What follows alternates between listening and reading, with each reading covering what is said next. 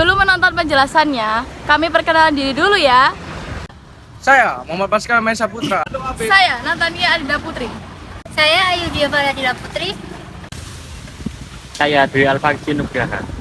Sudah selesai perkenalannya, yuk simak video penjelasannya. Kebinekaan artinya beraneka ragam, bermacam-macam yang mengarah pada adanya perbedaan dalam masing-masing kehidupan. Masyarakat merupakan kelompok manusia atau individu yang secara bersama-sama tinggal di suatu tempat dan saling berhubungan. Kebinekaan atau keragaman adalah identitas agama bangsa Indonesia. Perbedaan agama, suku, ras, dan antar golongan yang biasa disebut dengan SARA.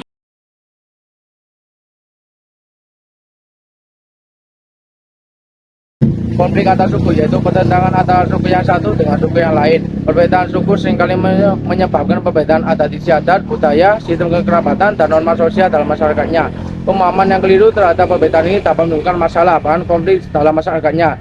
Persebaran yang luas menjadikan suku bangsa Indonesia memiliki ciri dan karakter tersendiri yang berbeda antara satu suku bangsa yang Kebinekaan agama. Keberagaman agama dapat menimbulkan perbedaan dalam mengatasi suatu persoalan dalam masyarakat. Perbedaan tersebut dapat berkembang menjadi konflik apabila tidak mengembangkan sikap saling menghormati agama dan keyakinan orang lain. Masuknya kaum pendatang yang berniat untuk berdagang maupun menjajah membawa misi penyebaran agama yang mengakibatkan kebinekaan agama di Indonesia. Ada agama Islam, Kristen Katolik, Protestan, Hindu, Buddha, Konghucu, serta aliran kepercayaan. Kebinekaan agama sangat rentan akan konflik, tetapi dengan semangat persatuan dan semboyan Bhinneka Tunggal Ika, konflik tersebut dapat dikurangi dengan cara saling toleransi antar umat beragama. Setiap agama tidak mengajarkan untuk menganggap agamanya yang paling benar, tetapi saling menghormati dan menghargai perbedaan sehingga dapat hidup rukun, saling berdampingan dan tolong-menolong di dalam masyarakat. Keberagaman ras. Menurut Undang-Undang Nomor 40 Tahun 2008 tentang penghapusan diskriminasi ras dan etnis menyebutkan bahwa ras adalah pengelompokan bangsa berdasarkan ciri fisik dan garis keturunan.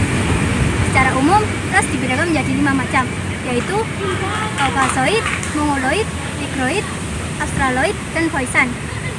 Di Indonesia sendiri, ras dikelompokkan menjadi 4 macam, yaitu 1. Wedloid.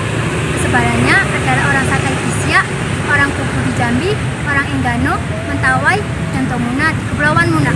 2. Melayu Mongoloid. Golongan ini dibagi menjadi 2, yaitu yang pertama, golongan Melayu tua atau Proto Melayu, seperti suku Dayak, Toraja, Batak. 2. Golongan Melayu muda atau Deutero Melayu, seperti suku Jawa, Bali, dan Madura. 3. Papua Melanosoid. Kelompok manusia yang termasuk dalam golongan ini diantaranya adalah penduduk Pulau Papua, Kai, dan Aru. 4.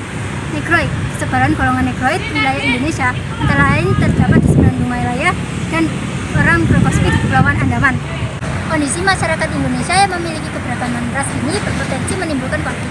Konflik tidak hanya merugikan kelompok-kelompok masyarakat tertentu, namun juga bangsa Indonesia secara keseluruhan. Oleh sebab itu, setiap warga negara Indonesia diminta untuk menjunjung tinggi rasa persaudaraan, kekerabatan, dan persahabatan agar terwujudnya perdamaian. Antar golongan. Keberagaman antar golongan tidak boleh menyebabkan terjadinya perselisihan dan perpecahan di masyarakat. Adanya keberagaman antar golongan harus menjadi pendorong terwujudnya persatuan dan kesatuan bangsa, dan pendorong tumbuhnya kesadaran setiap warga negara atau pentingnya pergaulan demi memperkokoh persatuan dan kesatuan bangsa. Misalnya, golongan kelas tinggi membantu golongan kelas rendah. Oleh karena itu, ciri golongan tidak ditonjolkan demi kepentingan nasional.